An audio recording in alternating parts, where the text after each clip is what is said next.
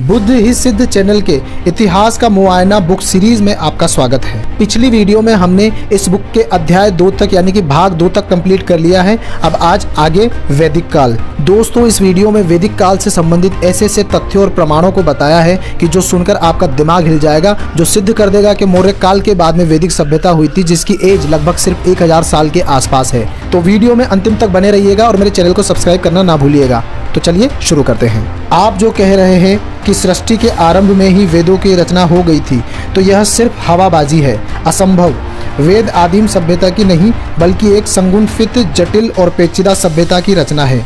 वेदों की ध्वनियाँ इतनी संगुणित, जटिल और पेचीदा है कि अप्रशिक्षित जीव इनका उच्चारण कर ही नहीं सकती। इनकी जटिलता और पेचीदगी का अनुमान इस बात से लगाया जा सकता है कि सिर्फ वेद मंत्रों के शुद्ध उच्चारण के लिए 65 शिक्षा ग्रंथों की रचना हुई थी। ध्वनियों का मानक एवं सटीक उच्चारण की खोज में अप्रशिक्षित जीव सदियों से भटकी होगी। आदिम सभ्यता के आरंभ से जाने कितने वर्षों तक जीव की नोक कभी मूर्धधा, कभी तालू को, कभी दांत को टटोलती रही है। जीभ का कभी अगला, कभी बिचला तो कभी पिछला हिस्सा ध्वनियों के उच्चार में उठे होंगे। तब जाकर एक लंबे अभ्यास के बाद अप्रशिक्षित जीभ ध्वनियों के उच्चार में अभ्यस्त और प्रशिक्षित हुई होगी। आदिम समाज की रचना नहीं है वेद, आप भ्रम में हैं। वेद एक बेहद जटिल और पेचीदे समाज की रचना है। वह आदिम मस्तिष्क की नहीं बल्कि एक घुमावदार मस्तिष्क की उपज है। वेद भाषा का प्रत्येक संस्थापक अर्थात ध्वनि तंत्र और शब्द जाल से लेकर वाक्य विन्यास तक चीख चीख कर गवाही देते हैं कि वह चरवाहों, गडरियों और कबीलाई लोगों की भाषा नहीं है। इतिहासकार एक घुमाव फिराव वाली सभ्यता को आदिम और कबीलाई सभ्यता का अवशेष मानकर घोड़े की हड्डियां गिनना बंद करें। आप तो जानते ही होंगे कि वेद व्यास ने कुल मिलाकर 18 पुराण लिखे हैं। 18 पुराणों में से 11वां पुराण है भविष्य पुराण। भविष्य पुराण में मुगल काल भी है, तुलसीदास भी है और महारानी विक्टोरिया का राज्यारोहण भी है। निष्कर्ष, या तो अंग्रेज व्यास युग में आए थे या तो वेद व्यास अंग्रेज काल में थे। इतिहासकारों ने बताया है कि प्राचीन काल में जाति व्यवस्था का ढांचा श्रम विभाजन के आर्थिक सिद्धांत पर खड़ा था। आप बताइए कि जो जातियां कोई श्रम नहीं करती थी, जो दूसरों के श्रम पर जीवित हैं, उनकी जाति कैसे बनी? पुराण का अर्थ होता है बहुत पुराना, एकदम प्राचीन काल का, जीर्ण शीर्ण। इसका नाम ही साबित करता है कि पुराण बहुत पुराने नहीं हैं। जिस समय पुराण लिखे गए होंगे उस समय तो पुराण नए ही होंगे, मगर लेखक ने चालाकी करते हुए इसका नाम पुराण रख दिया ताकि लोग भ्रम में इसे बहुत पुरानी समझे। नए को बहुत पुराना होने का भ्रम पैदा करने के लिए इन पुस्तकों का नाम ही पुराण रखा गया है।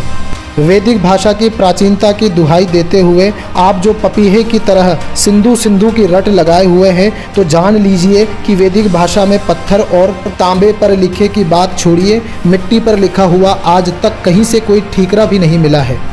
इतिहासकारों ने जिस वायु पुराण को गुप्त काल का मानकर गुप्त युगीन जनजीवन के चित्रण में इस्तेमाल किया है, वह वस्तुतः 14वीं-15वीं सदी का है। वायु पुराण में गयासुर का मिथक वर्णित है। LSS ओमेली ने अपनी प्रसिद्ध पुस्तक गया में लिखा है कि गयासुर का मिथक 14वीं-15वीं सदी का है। गयासुर का मिथक गया के गयावाल पांडवों ने गढ़ा है। गयावाल पांडे मध्यकाल के मध्याचार्य के समय के हैं और उन्हीं के समर्थक हैं। जब गयावाल पांडे ही मध्यकालीन है, तब गयासुर का मिथक प्राचीन कैसे हो जाएगा? और जब गयासुर का मिथक ही मध्यकालीन है, तब वायु पुराण गुप्तकालीन कैसे हो जाएगा? इतिहासकारों को गुप्तकालीन जनजीवन के चित्रण में वायु पुराण का इस्तेमाल बंद कर देना चाहिए। वैदिक युग सही मायने में इतिहास का टर्मिनोलॉजी है ही नहीं। कहीं पढ़े हैं बाइबल युग, कुरान युग? यह कैसा इतिहास लेखन है कि जिन वेदों के खुद का इतिहास साक्ष्य प्राप्त नहीं है, उन्हें ही ऐतिहासिक साक्ष्य मान लिया गया है। भारत के दक्षिण पूर्व से उत्तर पश्चिम की ओर मंदिरों की संख्या घटती गई है। तब क्या माना जाए कि भारत में मंदिर कला का विकास दक्षिण पूर्व से उत्तर पश्चिम की ओर हुआ है? कहीं कोई उल्टे पैर तो समुद्र में नहीं घुसा है जिससे कि ऐसा लगे कि कोई समुद्र से निकला है। भूगोल तो आप तभी ना कहिएगा जब साबित हो जाएगा कि पृथ्वी गोल है। ईसा से हजारों साल पहले भारत में आर्कटिक को जानता कौन था? विश्व के नक्शे पर आर्कटिक था कहाँ? आर्कटिक की खोज तो बहुत बाद में हुई है।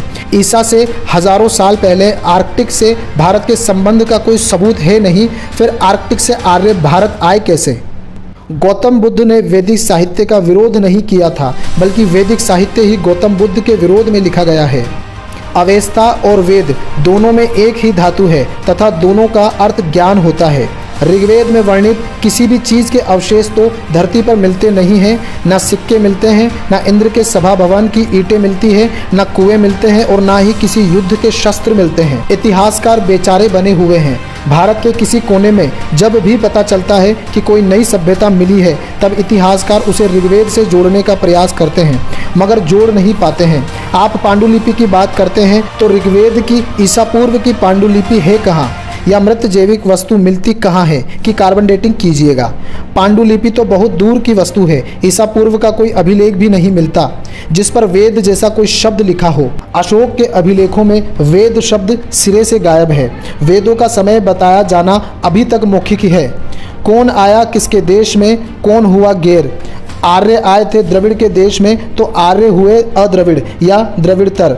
द्रविड़ क्यों होंगे अनार्य या आर्योत्तर? ये तो उल्टा है भाई। आप जो सोच रहे हैं कि आस्तिक का अर्थ ईश्वर में विश्वास करना और नास्तिक का अर्थ ईश्वर में विश्वास नहीं करना, तो आप भ्रम में हैं।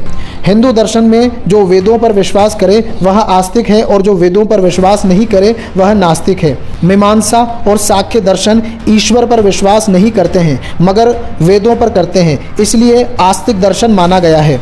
वेदों में विश्वास का मतलब क्या? वही वर्ण व्यवस्था में विश्वास। इसलिए जो वर्ण व्यवस्था में विश्वास करे वह आस्तिक है और जो वर्ण व्यवस्था में विश्वास नहीं करे वह नास्तिक है। ऋग्वेद काल को पोटाशियम ऑर्गन KAR विधि से मापा नहीं जा सकता, कारण कि यह विधि 1 लाख वर्ष से 50 अरब वर्ष तक के समय के लिए उपयोगी है। रेडियो कार्बन विधि भी ऋग्वेद काल को जानने के लिए इसलिए अनुपयोगी है कि उसमें वर्णित कोई मृत जैविक वस्तु अभी तक मिली ही नहीं है। अब तो पुरातात्विक अध्ययन में एक्सेलेटर मास एथेक्ट्रोमीटर का उपयोग शुरू हो गया है, जिससे 1 लाख वर्ष तक पुरानी जैविक वस्तुओं का तिथि निर्धारण किया जा सकता है, मगर ऋग्वेद में वर्णित कोई जैविक वस्तु मिले तब तो ऐसा किया जा सकता है। ऋग्वेद के प्रमुख देवता अग्नि हैं, मगर ऋग्वेद साक्ष्य के संदर्भ में आग में पकाई हुई कोई वस्तु भी तो नहीं मिलती कि पुरातात्विकता थर्मोल्यूमिनिसेंस TL विधि को उसमें प्रयोग करें। यदि एक ही स्थल से विभिन्न अस्थि अवशेष भी मिल जाते तो काल निर्धारण में सुविधा होती, मगर वे भी नहीं मिलते, वरना क्लोरीन, नाइट्रोजन और यूरेनियम की घटती बढ़ती मात्रा से पुरातात्विकता कुछ निष्कर्ष निकाल सकते थे। कुल मिलाकर ऋग्वेद का समय निर्धारण के लिए खगोल शास्त्र, भाषा कालक्रम विज्ञान, साहित्यिक साक्ष्य और जनश्रुतियाँ ही मूल आधार बचते हैं। खगोल शास्त्र, साहित्यिक साक्ष्य और जनश्रुतियाँ थोड़ा तरल प्रमाण है, शेष बचता है भाषा कालक्रम विज्ञान। भाषा कालक्रम विज्ञान के समक्ष समस्या यह है कि वैदिक संस्कृत वर्तमान में बोली नहीं जाती है, इसलिए यह भी विफल है। अब तो आप ऋग्वेद का समय प्रमाणिक तौर पर कैसे निर्धारित कर पाएंगे? इसलिए इसके समय को लेकर सैकड़ों, हजारों और लाखों वर्ष तक के फासले पर विवाद है। ऋग्वेद का काल निर्धारण इतिहासकारों की मनमानी करने के लिए विशाल संभावनाओं का क्षेत्र है। ऋषियों को ऋग्वेद को प्राचीन साबित करने के चक्कर में बतौर औजार री का आविष्कार हुआ है।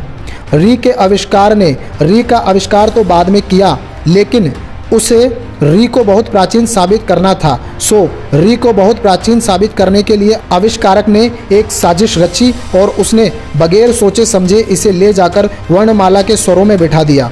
री को वर्णमाला के स्वरों में उसने इसलिए बैठाया ताकि यह कहा जा सके कि यह बहुत प्राचीन ध्वनि है, तब की है जब इसका उच्चारण स्वर की भांति होता था, मगर री का उच्चारण स्वर की भांति कभी नहीं होता था, सबूत भी नहीं है। इसमें स्वर का कोई गुण नहीं है, पहले भी नहीं था और आज भी नहीं है। री का आविष्कारक ऋषियों को ऋग्वेद को कई मामलों में आधा अधूरा बहुत प्राचीन साबित करने में तो सफल हो गए, मगर दुनिया के भाषा वैज्ञानिकों को हैरत में डाल गया। आज सभी भाषा वैज्ञानिक कहते हैं कि री का उच्चारण बहुत प्राचीन काल में स्वर की भांति कैसे और कहां से होता था हमें नहीं पता।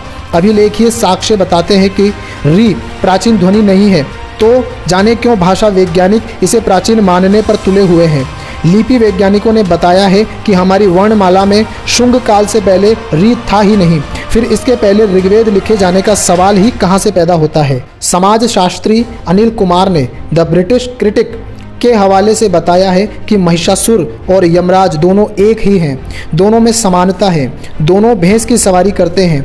एक का नाम महिषासुर है और दूसरे का नाम महिषवाहन।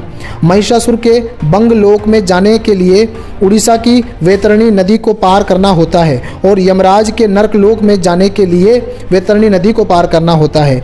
ऐसे में यमराज की पौराणिक परिकल्पना महिषासुर के निकट जान पड़ती है। आज की वीडियो में इतना ही। जाने से पहले वीडियो को लाइक करना, एक कमेंट करना और मेरे चैनल को सब्सक्राइब करना बिल्कुल ना भूलिएगा। Thank you friends.